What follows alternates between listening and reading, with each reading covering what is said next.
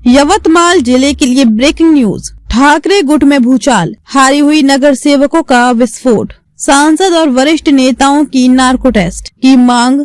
Yavatmal public post news, reporter Vijay Malkhede. Shiv Sena Uddhav Balasaheb Thackeray गुट को यवतमाल नगर परिषद चुनाव में मिली हार के बाद एक बड़ा आंतरिक विवाद सामने आया है। चुनाव हारे हुए उम्मीदवारों ने आज 25 दिसंबर 2025 यवतमाल विश्राम गृह में एक प्रेस कॉन्फ्रेंस कर पार्टी के सांसद और वरिष्ठ पदाधिकारियों पर अत्यंत गंभीर आरोप लगाए हैं। अपेक्षित सहयोग न मिलने पर तीखा गुस्सा जाहिर करते हुए उन्होंने सीधे सवाल किया कि मशाल को बुझाने के पीछे किसकी अहम भूमिका है। सनसनीखेज मांग, नेताओं की हो नार्को टेस्ट। प्रेस कॉन्फ्रेंस में पराजित उम्मीदवारों ने सबसे बड़ी और चौंकाने वाली मांग ये की कि उभाटा पार्टी के सभी पदाधिकारी, सांसद संजय देशमुख, जिला प्रमुख किशोर इंगले, संपर्क प्रमुख राजेंद्र गायकवाड़ और नेता संतोष ढवले की तुरंत नार्को टेस्ट कराई जाए। पराभूत उम्मीदवारों के मुख्य आरोप, महाविकास आघाड़ी क्यों टूटी, आघाड़ी की घोषणा होने के बाद इसे तोड़ने का फैसला किसने लिया, इसका स्पष्टीकरण दिया जाए। पार्टी फंड का अभाव, उम्मीदवारों को चुनाव के लिए 1 रुपया भी फंड नहीं दिया गया, सांसद के पास झंडे देने तक के पैसे नहीं थे। भेदभाव, कार्यकर्ताओं को सतरंजी उठाने वाला समझकर भेदभाव किया गया। सांसद के जिले में यवतमाल नगर परिषद चुनाव में एक भी मशाल क्यों नहीं जली।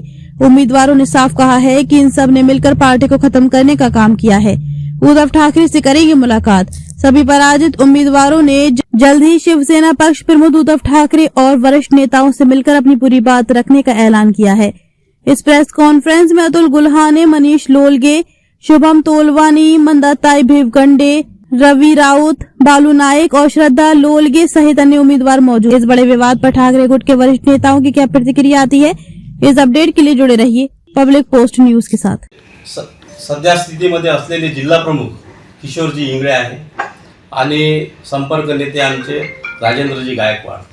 तुमचा जो आरोप आहे तो स्पष्ट कोणाकडे आहे? स्पष्ट आरोप आमचा वरिष्ठ जे आमचे नेते मंडळी आहे, सर्व जिल्हा प्रमुखापासून वरपर्यंत सर्वांवर आरोप आहे की त्यांनी या निवडणुकीमध्ये कुठेच लक्ष दिलेलं नाही, कार्यकर्त्यांना वाऱ्यावर सोडलं, 1 रुपयाचा फंड सुद्धा दिलेला नाही कार्यकर्त्यांना लढायसाठी। मी हे स्वतःचं पॉम्पलेट मी हे स्वतः छापला आहे, स्वतः हँडबिल छापला आहे, जाहीरनामा मी हा स्वतः छापलेला आहे आणि हे आहे यांचं पक्षाचं, त्याच्यावर माझं कुठेच उल्लेख नाही आहे। मी पक्षाचं नाही का, माझं चिन्ह मशाल नाही का, हिंदुत्वाची मशाल मी लिहिला याच्यावर, हे या पॉम्पलेट मध्ये कुठंच दिलेलं नाही। एवढा रोष आणि राग हा कशासाठी माझ्यावर? मी एक सामान्य कार्यकर्ता आहे, शिवसेनेची धुरा सांभाळणारा शहर प्रमुख आहे आणि शहर प्रमुख असताना मला कुठे त्यांनी विश्वासात घेतलेलं नाही। याच्यामध्ये माझं प्रोटोकॉल मध्ये कुठे फोटो नाही आहे, शहर प्रमुख या नात्याला कुठे नाव नाही आहे। हे कशासाठी वर तुम्ही एवढं म्हणजे कशासाठी करताय? एक अल्पसंख्याक माणूस आहे म्हणून काय?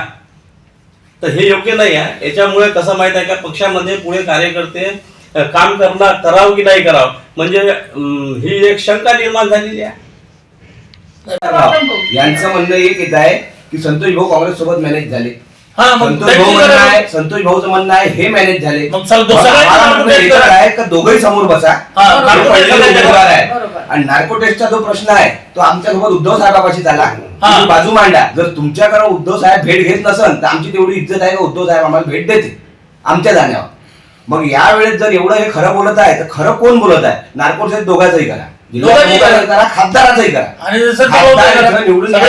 खासदार कुठले निवडून आणलं आम्ही कार्यकर्त्यांना, तेव्हा ते इथे खासदार बनले। खासदाराचं काम होतं कार्यकर्त्यासाठी फिरायचं, एक रॅली काढायचं, कोणती सभा घ्यायचं, कुठेच काही नाही। बरं खासदार एवढे गरीब आहे का त्यांच्यापाशी पक्षाचे झेंडे नाही? त्यांना जेव्हा झेंड्याची मागणी केली ते म्हणते झेंडे नाही आपल्यापाशी, बूथसाठी पैसे नाही, एकाही कार्यकर्त्याला 1 रुपयाची मदत केलेली नाहीये। पण पैशाची मदत सोडा, पण तुमचं काम फिरणं येणं। आज शहरातलं नामची व्यक्तिमत्व म्हटलं तर बाळासाहेब चौधरी जे नगर अध्यक्ष होते, त्यांना कुठे विचारात घेतलं? ते कुठेच दिसले नाही। विधानसभेच्या वेळेस त्यांनी फिरले, जागोजागी कॉर्नर मिटिंगा लावल्या। मग यावेळेस काय घडलं का बाळासाहेब नाही आले? प्रचारामध्ये बागाडीमध्ये प्रचाराची धुरा सांभाळली होती, तसंच या निवडणुकीमध्ये तिघांनी मिळून जर प्रचाराची धुरा सांभाळली असती आणि प्रत्येक आता बाळासाहेब माझ्या प्रभागामध्ये 2 ठिकाणी आले प्रचारासाठी, 2 मीटिंगला आले, 2-3 मीटिंगला आणि संतोष ढवळे सुद्धा माझ्या प्रभागात आलेले। म्हणजे तुम्ही नुसतं वाघापूरमध्ये 3 प्रभागामध्ये सीट घेता आणि 3 प्रभागामध्ये ते कार्यकर्त्यांना सीट त्यांना पक्षाकडून मिळाली नाही, म्हणून काँग्रेसवर ते कार्यकर्ते उभे राहिले काय. आणि नंतर संतोष भाऊची परिस्थिती अशी झाली की आपले कार्यकर्ते उभे आहे म्हणून त्यांचा प्रचार त्यांना करावा लागला, नाही लाज असतो.